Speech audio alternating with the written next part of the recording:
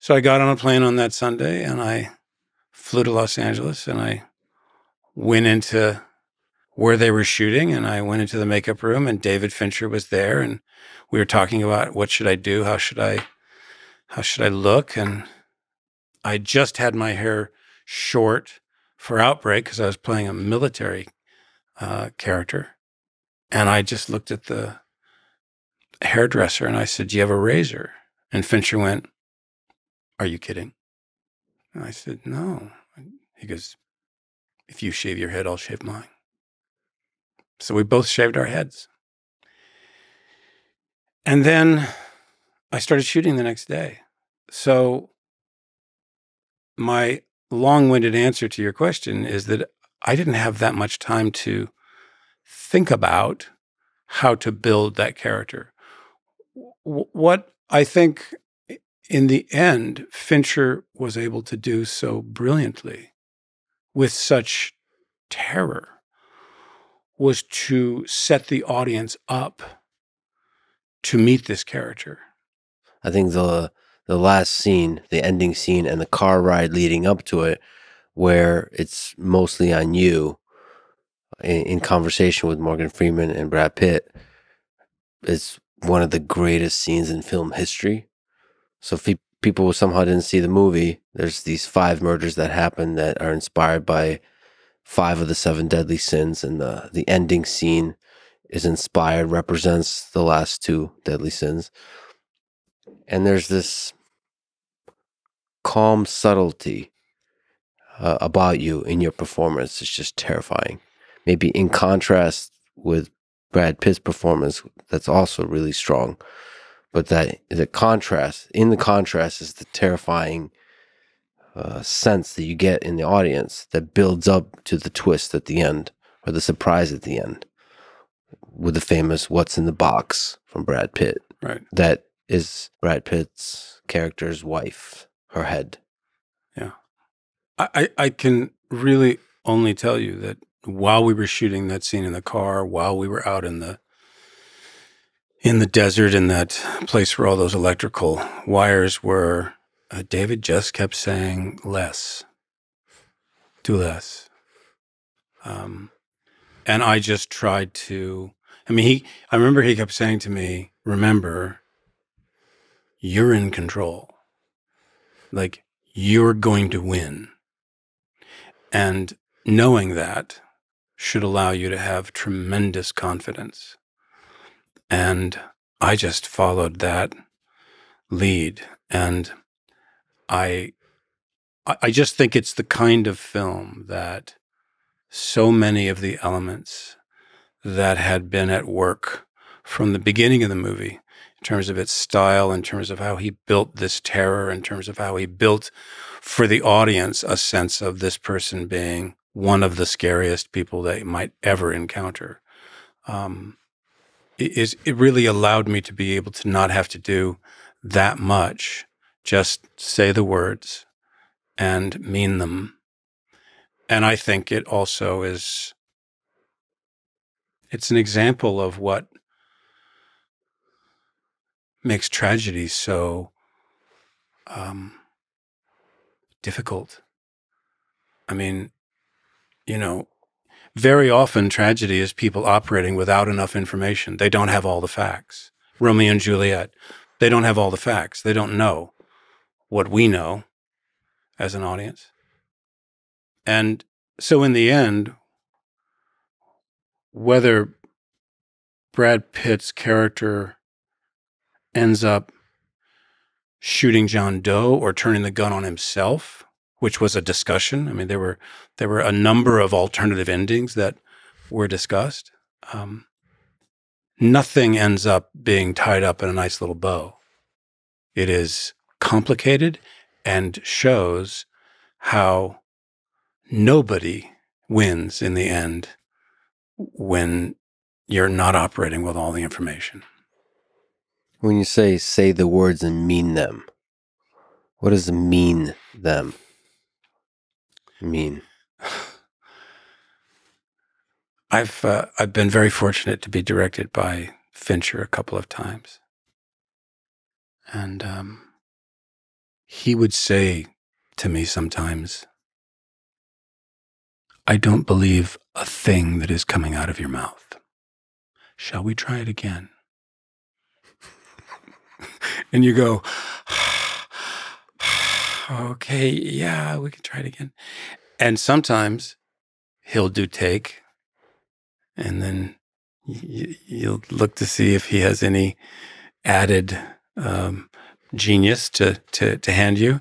And he just goes, "Let's do it again." And then let's do it again. And sometimes I say this in all humility, he's literally trying to beat the acting out of you.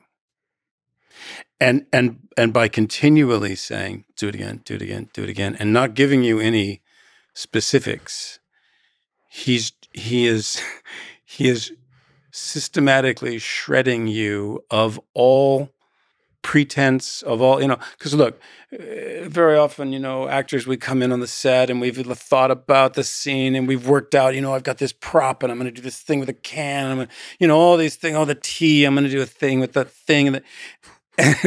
And David is the kind of director where he just wants you to stop adding all that crap and just say the words and say them quickly and mean them.